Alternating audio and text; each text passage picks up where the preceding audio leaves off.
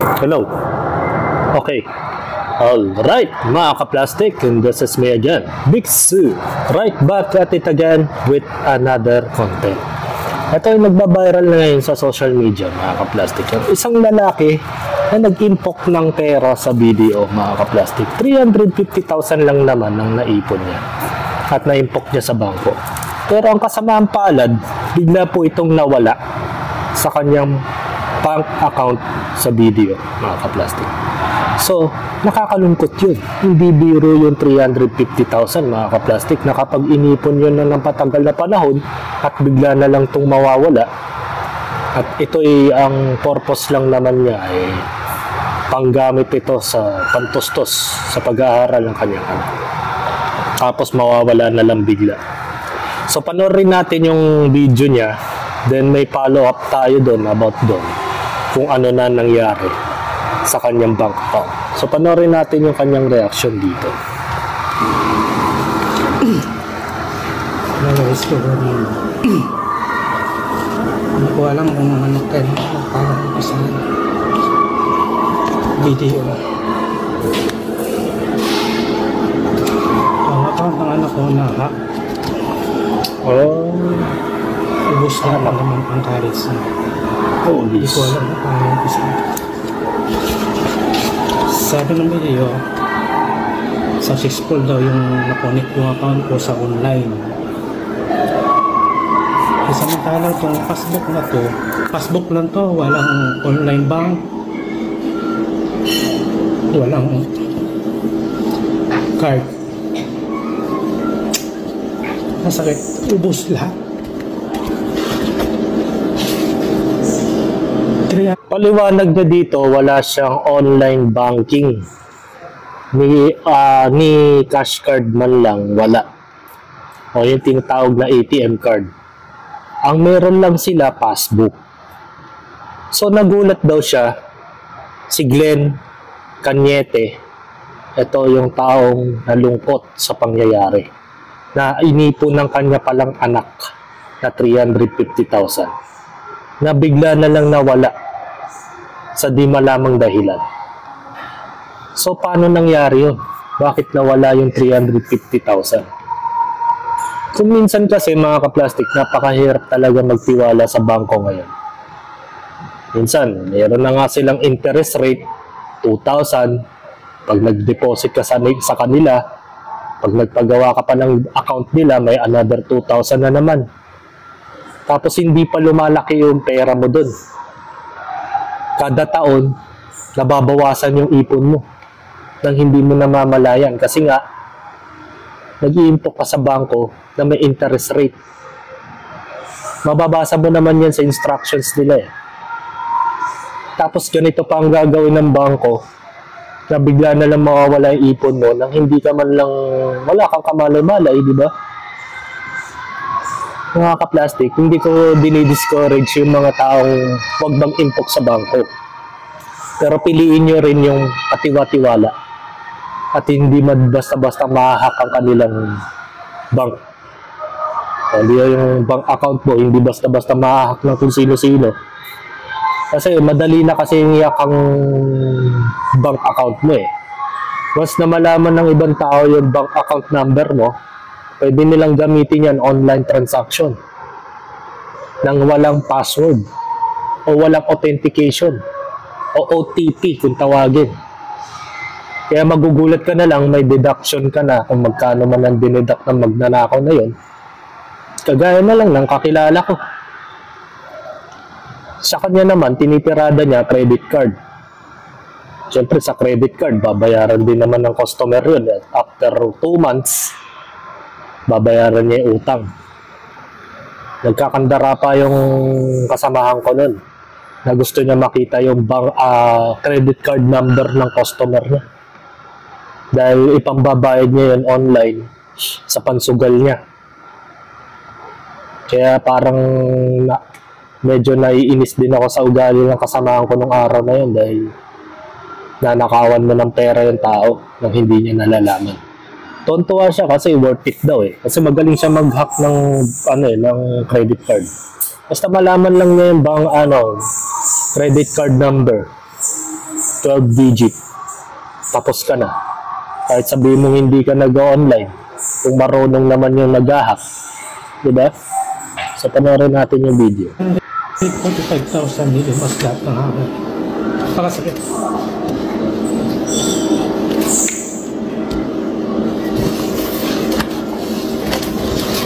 Tangay.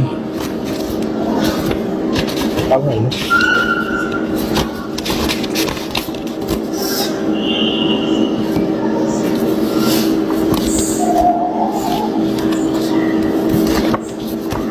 Sakit talaga yan. Hindi ka makakatulog yan. Video, baka naman. Video, walang pakialam yan. Sabihin yan, hindi nila kasalanan yun. Kasalanan mo yan. Ganunin ka pa ng bank teller niya. Makachamba ka ng bank teller na matapobre. Ako. Kasalanan mo yan. Wala namang ginastos mo. Reversal ka pa yan.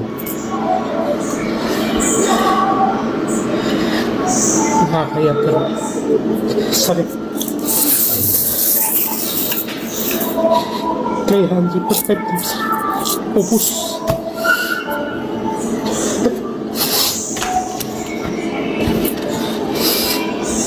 Kahimin na ng video sa akin. Sabi, hindi na rin makuha yung pera. Successful daw yung nakunik sa online bank. Ngitiin daw yung card na ito. Diba?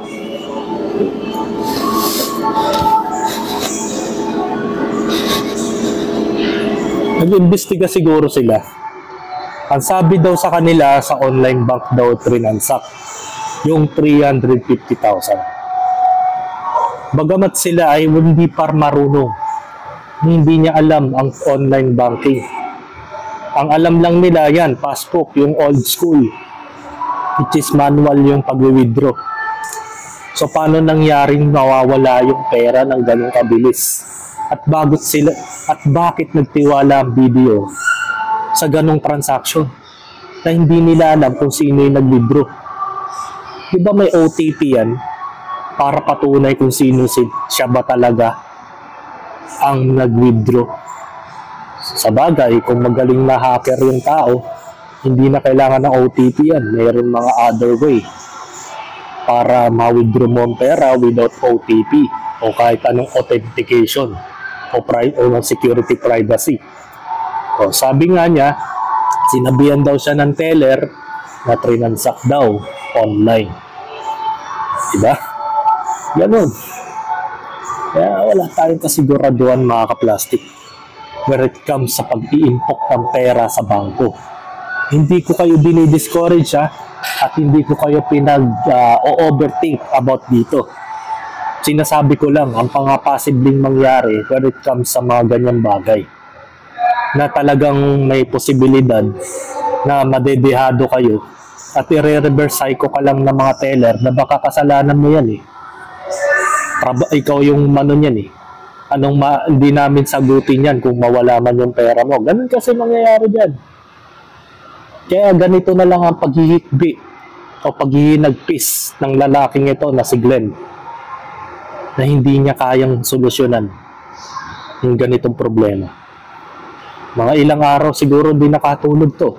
Ngayon mo, 350,000, ganun-ganun lang, mawawala. Katanggap-tanggap ba yun?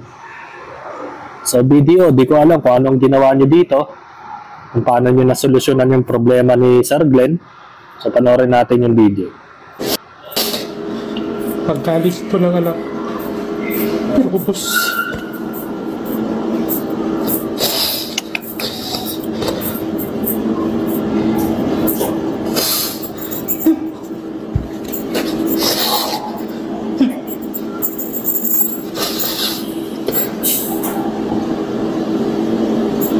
Sakit.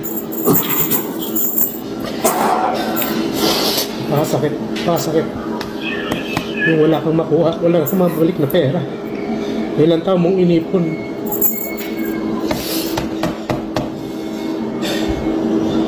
Video, baka naman magawa niyo pa ng paraan. Passbook lang ito. Walang online bank, walang card. Pero ano nangyayari? Baka naman may makatulong. tropa. Sakit.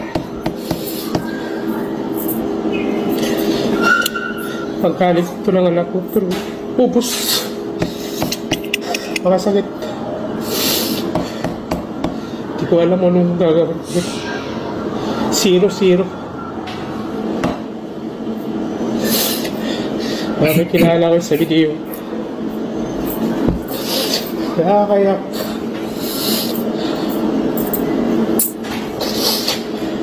guys, patulong naman. Please. Sino pong may alam?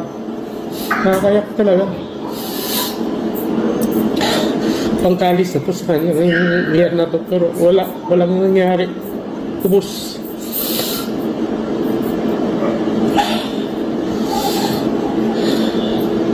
Kaya sa inyo guys, may video kayong account. Hindi ko alam kung paano nyo na-update yan. Kasi talaga pakasakit. Yung na-report namin, naghintay kami ng 7 days. Pero ito yung na-receive namin. Wala kaming makuha. Walang mabalik na pera. Ubus. Kasi na-successful daw yung nakunik yung account ko. Yung account ng anak ko sa online bank. Samantala namang ito, naka-passbook lang to. Baka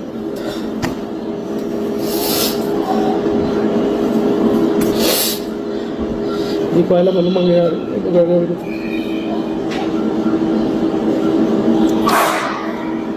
Ba't hindi ba kayang imbestigahan yung IP address ng gumamit ng online bank transaction? Diba? Malalaman yun kung sino yung taong yun. Hindi po pwedeng hindi malaman ng video yun. Kung may magaling kayong IT expert na gagawa nun, malalaman nyo kung sino yung gumamit ng online bank. May IP address yun. May username yun. Kung kaninong Gmail account yun. At may mga contacts yun. Imposibleng wala. So, pinakamalaking kumpanya na yan, video nananakawan pa. What if kaya yung mga maliliit? Eh kung Gcash kaya, nananakawan din. Wala talagang perfectong ganito. Pero pinakamagandang formula dito mga ka-plastic, huwag niyong ipagkakatiwala ang mga bank accounts ninyo. Kahit kanino.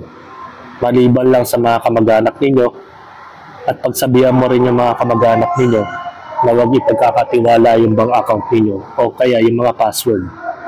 Pangalawa, lagi niyong babantayan yung bank account niyo.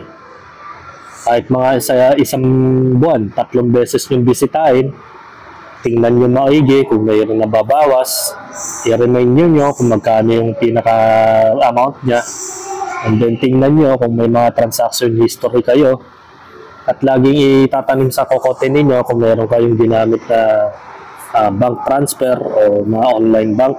Diba? Kung di man, yan, ganyan, passbook. Isipin nyo, mga ka-plastic. So, ito yung mga ka-plastic, yung latest post ni Glenn, mga ka-plastic. Yan. Ang sabi niya dito, isang araw na nakakalipas, good morning, sorry po, need ko na delete yung video. Nakausap ko na po namin, okay na po lahat. So, ibig sabihin na resolve na ng video, yung problema niya sa 350,000 na nawawala, at baka patuloy ang investigasyon kung bakit nagkaganon. Samantalang passbook lang naman ang gamit nito. Eto, meron pong nag-comment dito, sabi ni Ben Simbahan, paki-explain na lang po para sa lahat ng video customer if ano nagawa nilang aksyon para may balik yung pera. Since lumabas na yung video nyo, marami din po nag-alala dahil din po sa live nyo. Nadagdagan ng followers nyo, kaya owe them your explanation. Tama. Maganda sabihin ni Glenn Cañete yung nangyari. Paki-elaborate kung bakit may balik yung pera. So, paanong paraan na wala, ipaliwanag niya. Kasi marami mga video users na gumagamit o nag-i-input ng pera sa kanila. Tapos wala kang explanation kung paano nabalik yung pera. mga ka-plastic. So, kailangan nila ng explanation. Tama nga naman si Ben Simba. Need nila ng explanation. Ito. Paano okay? Deserve namin na explain mo. Detalyado pati kami na bato. Baga para sinarili na niya yung mga nangyari sa buhay niya. Hindi niya pinaliwanag. Ayan. At hindi din pwedeng basta mag-content about sa maselang bagay na ganyan. Dahil ang tao mismo, kakasuhan ka pagka for content lang or nagsinungaling siya. Siguro, kaya siguro binilit yung video. Kasi pwedeng cyber libel, baka na-misinterpret pa. Diba? Totoo talaga yan or content lang para makarami ng views. Hindi na ako nakatulog Actually going to video ako now para magpa-update kung para saan yung content nyo. Lang wag niyong ulitin kasi madaming na-alarma sa post niya. Kumbaga maraming na-alarma, na-disturb sa kanyang ginawa. Tapos walang explanation kung bakit nagkaganon. Sana Glenn Cañete, nababasa mo yung mga comment ng mga netizens. Yan yung mga seryosong tao na gusto malaman kung paano na ibalik yung 350,000. Huwag kang yun, tinakot ka ba ng video? We deserve an explanation. We deserve a valid and acceptable reason by mga marites. Okay, totoo naman, mga ka-plastic. Ba't sasabihin mong okay na, na-delete ko na yung video, na pag-usapan na. So, paano nangyari yun? Wala ka man lang explanation sa next video mo? Kahit mga 5-minute video lang, basta sabihin mo lang kung paano mo nasolusyonan tong 350,000 na naibalik sa bank account ninyo. Diba? Pwede ka kasi ma-cyber libel at marami na million views ba naman ang alarma talaga yung video na yan. Diba? Isipin yun. Kailangan pag nagsalita kayo, pag-isipan nyo muna. So, yan. Good morning. Sorry po, need po na delete video. Nakausap na po namin. Okay na po lahat. Diba? Parang tanga lang. Makasarili ka ba, Glenn Cañete? Mag-share ka naman ng information about dito. Hanggang dito na lang aking opinion. And this is me again. It's so, lagi nagsasabing, ang mga plastic ay matagal mabulok dahil ang mga plastic ay toxic. Kaya, what's up mga ka-plastic? And this is Candid commentary video ng Video Live Stream. Signing out. Alright. Mga ka-plastic, kung nagustuhan nyo ang aking video, isubscribe nyo lang ang aking channel. At the same time, i-hit nyo rin ang notification bell at yung all para ma-notify kayo sa aking susunod ko pang video sa aking YouTube channel. Maraming salamat po mga ka-plastic.